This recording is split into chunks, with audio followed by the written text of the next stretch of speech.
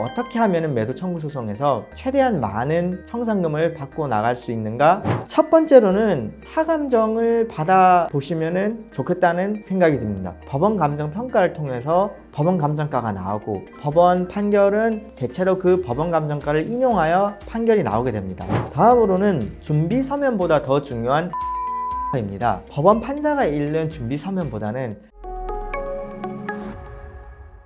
안녕하세요. 권평법률사무소 김건우 변호사입니다. 저는 대한변호사협회에 재개발, 재건축 및 부동산 분야가 전문 분야로 등록되어 있습니다.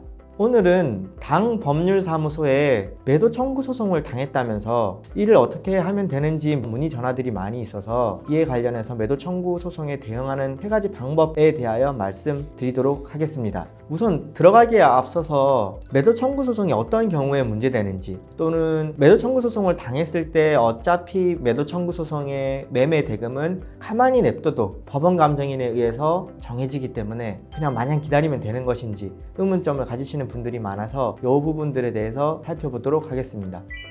매도 청구 소송은 다양한 분야에서 빈번하게 일어나는데 대표적인 경우로는 도시정비법상의 재건축 사업이 있습니다. 도시정비법상의 재건축 사업구역의 조합 설립에 동의하지 않으시거나, 즉 재건축 사업에 동의하지 않으시거나, 또는 분양 신청 단계에 이르러서 분양 신청을 하지 않으신 분양 미신청자의 경우는 현금 청산자가 되기 때문에 이런 경우에도 매도 청구 소송을 당하시게 됩니다. 다음으로는 소규모 주택 정비법상의 가로주택 정비 사업 또는 소규모 재건축 사업에서 매도 청구 소송을 받는 경우가 있을 수 있습니다. 또 빈번하게 일어나는 매도 청구 소송으로는 주택법상의 매도 청구 소송이 있습니다. 주택법상의 매도 청구 소송으로는 지역주택 조합에서 매도 청구 소송이 들어오거나, 또는 민간개발 사업 또는 리모델링 주택 조합에서 매도 청구 소송이 들어오기도 합니다. 특히 지역주택 조합의 경우에는 원칙적으로 사업 주체가 주택 건설 대지 면적의 95% 이상 사용 권원을 확보한 경우에 그 사용 권원을 확보하지 못한 5% 미만의 토지 소유자들을 대상으로 하여 매도 청구 소송이 들어오게 됩니다. 이런 경우에 주로 당 법률사무소에 문의를 주고 계시며, 이 경우에 어떻게 하면 매도 청구 소송에서 최대한 많은 청산금을 받고 나갈 수 있는가 방법에 대해서 살펴보도록 하겠습니다. 첫 번째로는 타감정을 받아보시면 좋겠다는 생각이 듭니다. 매도 청구 소송에서 사실 사감정은 그 신빙성의 문제로 법원에서 잘 받아들여지지는 않고 있습니다. 왜냐하면 법원에서 결국에 매도 청구 소송을 당한 경우에 부동산의 매매 대금은 판사가 정한 법원 감정인이 따로 있습니다. 법원 감정 평가를 통해서 법원 감정가가 나오고 법원 판결은 대체로 그 법원 감정가를 인용하여 판결이 나오게 됩니다. 그럼에도 불구하고 제가 사감정을 받으면 유리하다고 말씀드리는 이유는, 사감정을 가격 시점에 대해서는 추후에 다음 영상으로 또 살펴보도록 하고, 가격 시점 근처에 사감정을 받아둔다라고 하면은 그 법원 감정인이 법원 감정을 진행하는 그 타이밍에 사감정된 이력들이 법원 감정인이 볼 수 있는 내부 시스템에 남아있기 때문에 그런 것들을 참고하여 법원 감정이 이루어지게 됩니다. 따라서 부동산의 시가가 10억 원이 넘어가는 부동산이다 라고 하면은 사감정을 미리 진행을 하셔서 그 가격 시점 근처에 너무 일찍도 말고 너무 늦게도 말고 가격 시점에 근접하여 사감정을 진행하셔 법원 감정인이 법원 감정을 할 때쯤에 그 가격 시점에 근접한 사감정을 최대한 참고할 수 있도록 만들어 놓으면은 법원 감정의 결과도 유리하게 나올 수 있을 것이라고 봅니다.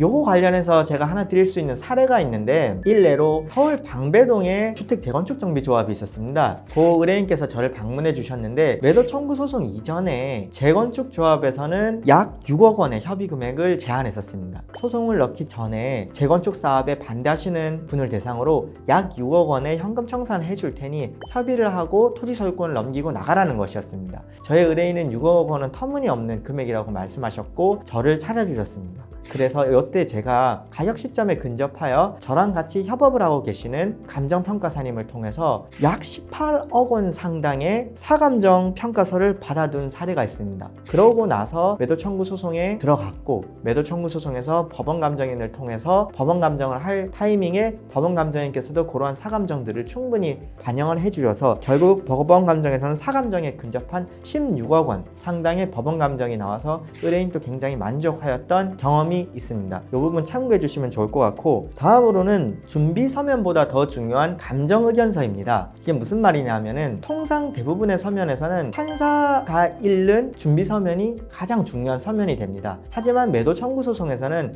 법원 감정가가 어떻게 나오는지가 가장 중요한 문제이고, 법원 감정가가 나오는 그 법원 감정가액에 따라서 판사도 대부분 거기에 맞춰서 판결문을 쓰기 때문에 법원 판사가 읽는 준비 서면보다는 법원 감정인이 읽는 감정 의견서가 가장 중요한 서면이 되겠습니다. 따라서 법원 감정 의견서를 법원에 제출하면서 이 의견서를 꼭 법원 감정인이 감정평가서를 쓰기 전에 고려를 해달라고 당부드리도록 노력해야겠습니다. 대법원은 매도 청구 소송에서 매매 대금에는 개발 이익이 포함되어야 된다라고 판시하고 있습니다. 하지만 개발 이익이라는 그 개념의 추상성 때문에 대부분의 법원 감정인들이 이 개발 이익을 과연 법원 감정가에게 어떻게 반영시켜야 되는지 고민이 많으시고, 그것들을 과연 제대로 의뢰인들 입장에서는 요것들이 법원 감정 평가서에 과연 개발 이익이 제대로 반영이 됐는지, 즉 시세대로 충분히 평가되었는지 의문이 있을 수밖에 없습니다. 따라서 법원 감정이 나오기 전에 감정 의견서를 충분히 작성하여 법원 감정인이 감정 평가서에 이러한 부분들을 충분히 녹여서 쓸 수 있도록 만전을 기하겠습니다. 하지만 개인이 이 감정 의견서를 충실히 작성해서 감정 평가사와 법원에 제출한다는 것은 쉽지 않기 때문에 풍부한 경험이 있는 전문 변호사의 조력을 받아보시기를 추천드립니다.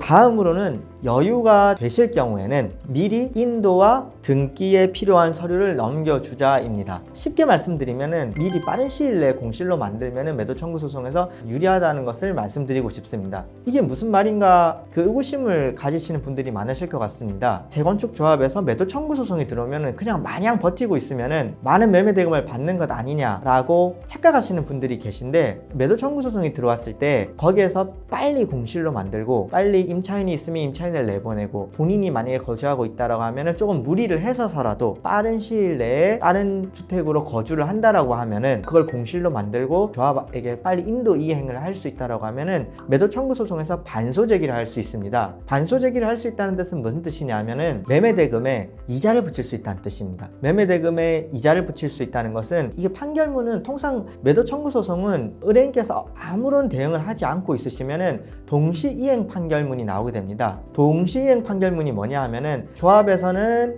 매매 대금을 의뢰인께 넘겨줘야 되고, 의뢰인은 등기에 필요한 서류와 인도, 즉 공실로 만들어준다는 걸 뜻하죠. 공실로 만들어주는 거를 이행하는 거를 동시에 이루어져야 한다는 뜻인데, 동시이행이 붙어있는 한 매매 대금에 이자는 붙지 않습니다. 즉 동시이행 판결이 있고 그 상태로 조합이 당장 돈을 안 준다라고 하면은 2년이 걸리든 3년이 걸리든 그 상태로 가만히 있으면은 매매 대금이 법원에서 판결문으로 나온다고 한들, 가령 1억 원이 매매 대금으로 나왔다고 하더라도 그 매매 대금을 2년 뒤에 받는다고 하더라도 2년 뒤에 아무런 이자가 붙여지지 않은 상태로 매매 대금을 받아야 하는 상황에 놓일 수 있습니다. 당장 매매 대금이 1억 원으로 정해졌다면은 이걸 지금 받는 것과 나중에 1년, 2년 뒤에 받는 것은 아주 큰 차이입니다. 가령 매매 대금이 10억 원, 20억 원인 경우에는 더 그런 경우가 있을 수 있겠습니다. 따라서 최대한 전문 변호사의 조력을 받아서 등기에 필요한 서류와 인도 부분을, 또 이런 문제점들을 빨리 해소시켜 반소 제기를 하고, 반소 제기를 통해서 매매 대금에 이자를 충실히 붙여서 조합으로부터 시세에 근접한 매매 대금, 그리고 그 시세에 근접한 매매 대금에 이자까지 붙여서 재산권에 피해가 없도록 해야겠습니다. 매도 청구 소송에 대응하시는 부분을 굉장히 쉽게 생각하시는 분들이 많은 것 같습니다. 하지만 대응하지 않고 가만히 있다 보면은 본인의 재산권이 쉽게 침해받을 수 있기 때문에 이런 부분들 충분히 유념하시어 전문 변호사와 상담받아 보시기를 추천드립니다. 더 많은 정보를 받아보고 싶으시다면 구독과 좋아요도 꼭 해주시기 바랍니다. 이상 건평법률사무소의 김건우 변호사였습니다.